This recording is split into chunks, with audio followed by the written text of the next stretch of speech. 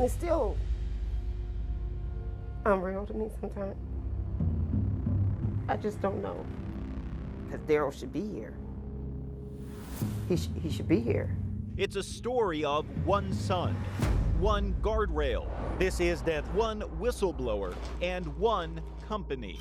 With crashes and courthouses and California highways everywhere in between. You know, he wasn't taken out by gun violence. He was taken out by something on the highway. It was here on Highway 101 where 24-year-old Daryl Blackmon's life was taken. Daryl fell asleep and hit the guardrail, and the car flipped. The CHP says he veered off the road, collided with the metal guardrail, then struck a signpost. The former Berkeley High School football star, a new young coach, Florence Blackmon's only son, died at the scene. I just started screaming, and I lost it.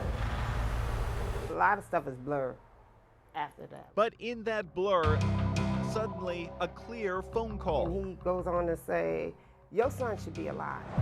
It locked up, and then the car went airborne. It was Josh Harmon on the other end of the line. Okay. And that's not what's supposed to happen. While working as a contractor and competitor, replacing guardrails in several states, he says he discovered a pattern. Ooh. Is that how it's supposed to work? No. So ideally, when your car hits this guardrail, what is it supposed to do? It's supposed to slow the vehicle down and stop it. But in this test with this particular type of guardrail and terminal, Watch this. he says something else happens. Bam, stops. It blows here, and it creates this spear. It comes through the door. Now, how would you like to be that guy? So if you were sitting in that driver's You're seat, dead, man.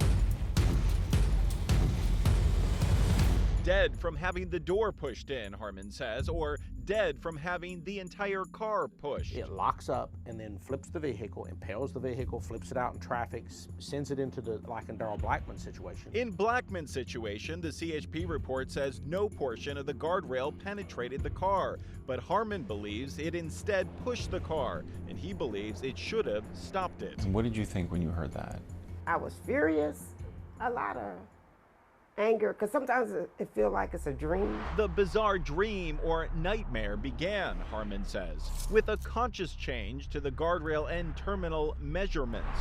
This part, he says, used to measure 5 inches, but this model, called the ET Plus, is 4 inches, he says, and has other slight differences. It is shorter here. Yep. It's shorter here. Yep. And it's thinner here, yes. And all of those you say are a problem. All of them. And all of them led him to blow the whistle on the Texas manufacturer, Trinity, and file suit in federal court, saying the company made false claims about those measurements, changing and reducing them. They committed fraud. A Texas court agreed, saying Trinity was false and fraudulent about the ET Plus, and fined the company $663 million. During all of this, several states across the country stopped installing the ET Plus, including California. Out of an abundance of caution, we put a moratorium on the use of that product. But that caution only extended to new installations. Two Investigates has learned that hundreds of these guardrail terminals are still out there. 5 in Marin, where Blackmon's accident was, 145 in Alameda, 159 in Contra Costa, and 142 in Santa Clara County, 697 in the entire Bay Area. These 700 in the Bay Area, are they safe? Right now, we don't have any reason to believe they're not. Isn't there enough question, though, to remove them? Not to my opinion. Caltrans cites this review of 284 accidents over 5 years involving the ET Plus and found no problem in 99% of them, although it also did find 3 accidents where the guardrails did penetrate cars, causing injuries. They also cite federal testing last year that passed the ET Plus. In this last one, the testing company finding no penetration or undue hazard. But Harmon points out that this video is also from that test. Keep in mind, they passed this test. So this could happen 700 times in the Bay Area. Very easily, very easily. If you look closely at the test, it did not pierce the driver. That is an inaccurate statement by Josh Harmon. Trinity disputes each and every allegation from Harmon. Mr. Harmon's wrong. He is not a professional engineer.